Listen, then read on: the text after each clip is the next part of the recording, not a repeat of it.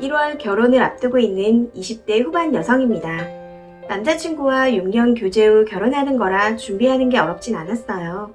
그러나 예상치 못한 부분에서 고민을 하고 있습니다. 매년 때마다 한복을 입고 오라는 시댁 말씀 어떻게 생각하세요? 정말 이런 집이 맞나요? 아니, 있기는 한 건가요? 결혼한 첫 해 첫 번째 명절에만 한복 입고 가는 건 TV에서 봤는데 저렇게 다 챙기는 곳은 처음 들었고 처음이에요. 저는 아직까지도 겁먹으라고 한 농담 같은 게 아니더라고요. 처음에는 결혼 후 1, 2년 정도는 입을 수 있겠다 싶었습니다. 그런데 남자친구의 큰집 자식들도 몇 년째 그런다 하기에 바뀌지 않을 누린 것 같아서 망설여집니다. 시아버님이 형제시고 둘째세요. 그래서 명절마다 꼭 큰집 가서 제사를 지내야 한다고 하더라고요. 그 집 며느리들은 몇 년째 한복을 입고 있다고 하고요. 시댁집에만 간다고 해도 힘든데 시댁집, 시댁 큰집까지 한복 차려입고 가야 한다는 얘기를 들으니 보통 일이 아니겠구나 싶더라고요. 설날 추석까지는 이해하겠는데 제사 김장 때는 뭐하러 입고 오라고 하는 건지, 일의 능률도 떨어질 텐데 왜 불편한 옷을 입고 와서 면을 세우라는 건지, 친정엄마가 겪었던 모진 시집살이, 맏며느리로서 감당했던 수많은 명절 제사를 보며 컸습니다.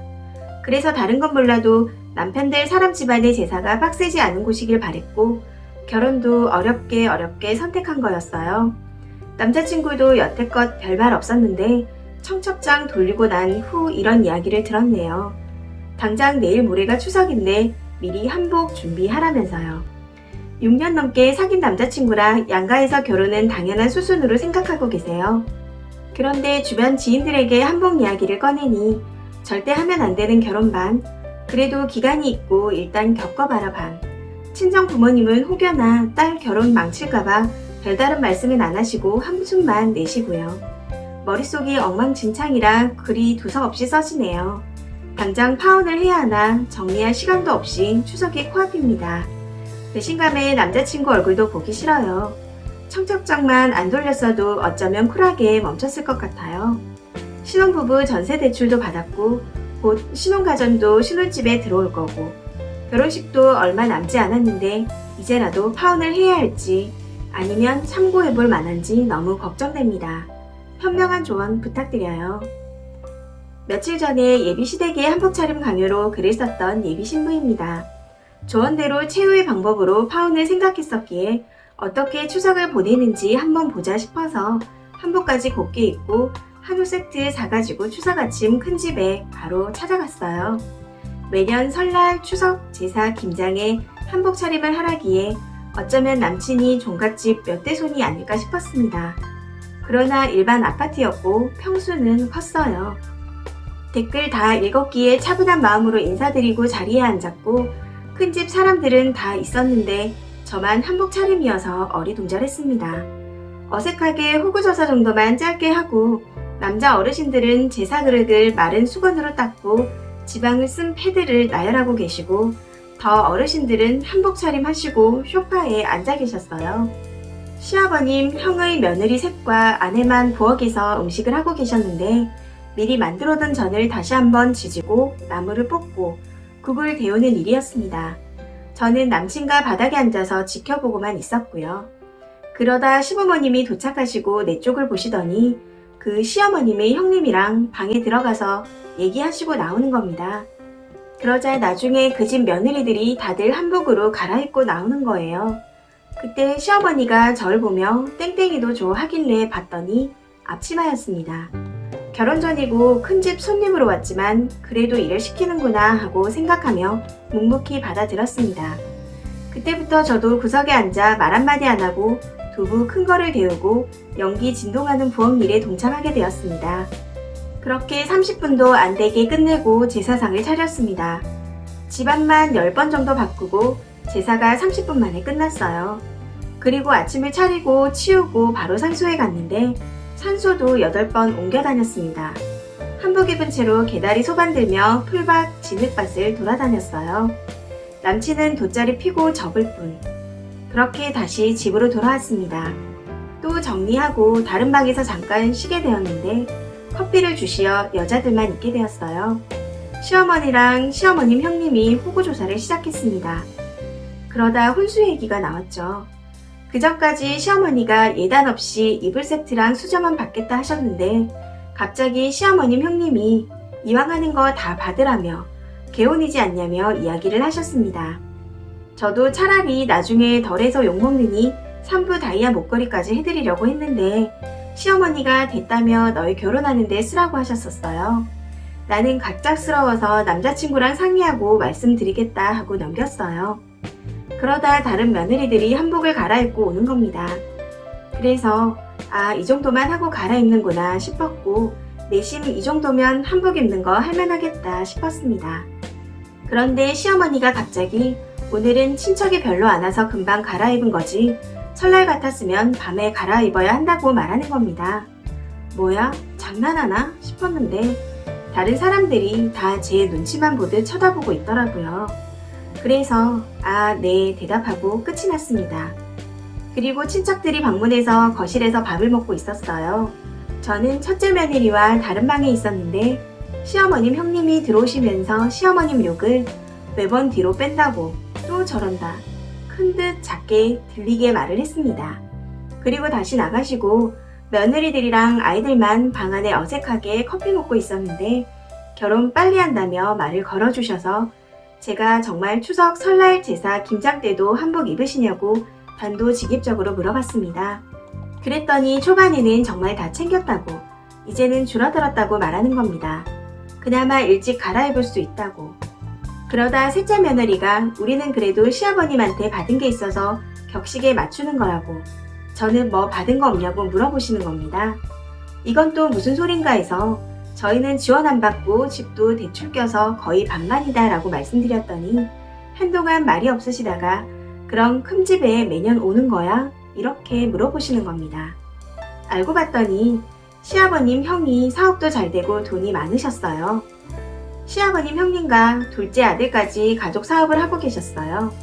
집 근처에 가까이 살면서 일을 도와주며 몇 억 신혼집을 아들 명의로 해주시겠다 해서 첫째, 둘째 며느리는 그렇게 아이 낳으며 일도 봐주고 사시고 한복 얘기도 결혼 전에 들어서 하는 거라 말씀해 주셨어요. 맞춤 한복비도 시부모님이 해주셨고 그 밖에 해마다 여행부도 주시고 아이들 태어날 때부터 보험비, 학원비도 내주셔서 감사하게 생각하며 한다 하셨습니다. 제사도 한날에 하기로 조율 중이고 김장 때 한복을 입기는 하는데 회사 사람들 먹을 정도에서 배포기만 한다셨는데 그래도 한복에 질린다는 말씀을 하셨어요. 셋째 며느리는 가게 차리는데 지원을 받았고 시부모님 형님이 시부모님 빚도 갚아주시고 여러 번 도와드렸다고 했습니다. 이번 남친 결혼에도 돈 빌려달라는 얘기가 나왔다고 합니다. 이 일로 큰 집에 화가 많이 났고 여기 와서 제사 지낼 필요 없으니 오지 말라고 시부모님과 싸웠다고 합니다. 안 보자고 할 시기에 우리가 인사드리러 온 거라고 말해주셨어요. 여기까지 듣고 표정 관리가 안 되고 기분이 가라앉기 시작했습니다. 정말 안 되는 결혼 같아서 한마디 한마디 크게 느껴졌어요. 어쩐지 인사드리려고 들어올 때 약간 쎄했는데 이래서 그랬나 싶었습니다. 한숨 쉬고 그러고 있으니 더 조언을 해주려는 것 같은 눈치였습니다. 앞으로 시댁만 가면 한복 차림은 안 할 수 있는데 그건 모를 일이고 결혼하더라도 큰댁 지원이 우리에겐 안 갈 거라며 그런 건 우리 시부모가 해줘야 하는 거라고 하셨어요. 시부모님이 뭔가 잘못하고 계신다는 얘기였습니다. 한우는 큰집에 드리고 3시쯤에 시부모님과 시댁에 갔습니다. 시어머님은 또 그 와중에 설에는 외갓집도 가야 한다고 말씀하셨고 시아버님은 아까부터 계속 투덜투덜 거리셨어요. 그리고 저는 가보겠다고 인사하고 남친과 나왔습니다. 예정대로였다면 남친도 친정에 인사시키려 했는데 제 머릿속이 어지러웠고 안 데려갈 생각도 했어서 카페에 갔습니다. 남친에게 아까 부모님이랑 큰집 식구들이 하는 이야기를 들었다고 오늘 떼며 지원 이야기를 물어봤습니다. 그제서야 남자친구도 고삐 풀린 것 마냥 이야기를 푸는 겁니다. 어렸을 때 할아버지가 땅을 주고 가셨는데 어쩌고 저쩌고 큰아버님네는 어떻게 잘 불렸고 시아버님은 하는 족족 크게 망해서 아직도 빚이 있다는 거였어요. 그래서 돈을 빌려달란 소리가 나왔다고.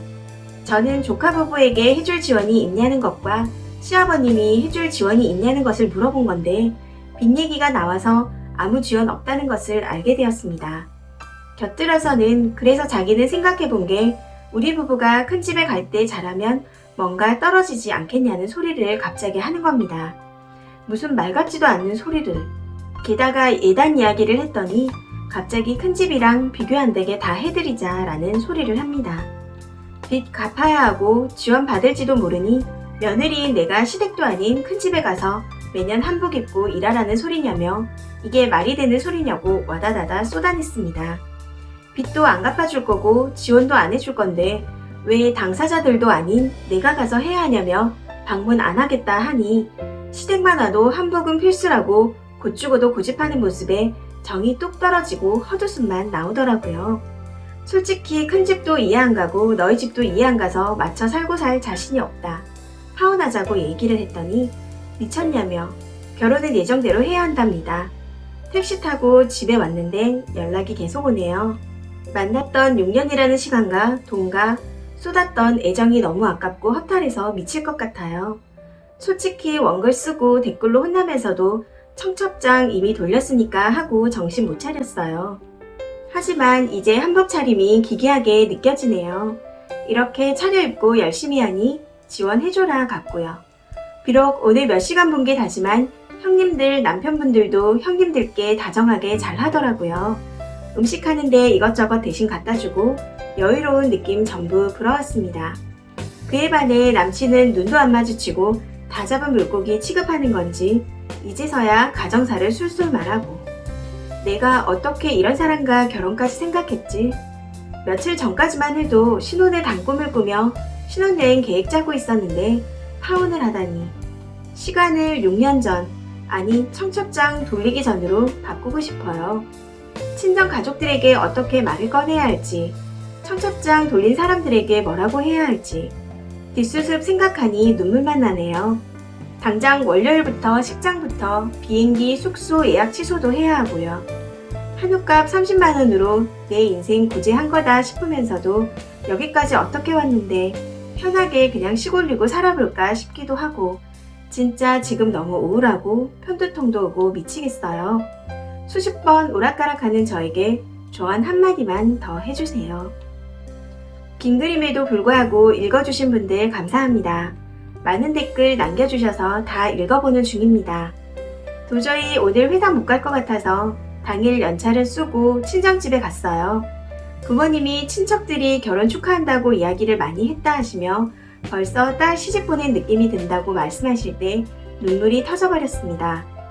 그동안 있었던 일을 말하는 내내 부모님은 어떠한 말씀도 하지 않으시더라고요. 더 생각할 것도 없이 깨끗하게 파혼하라고 하셨어요. 돈 문제에 친척들에게 연락하는 건 걱정할 것 하나 없다면서요. 그리고 전업주부인 언니도 불러서 어떻게 진행할지 한참 이야기를 나누었습니다.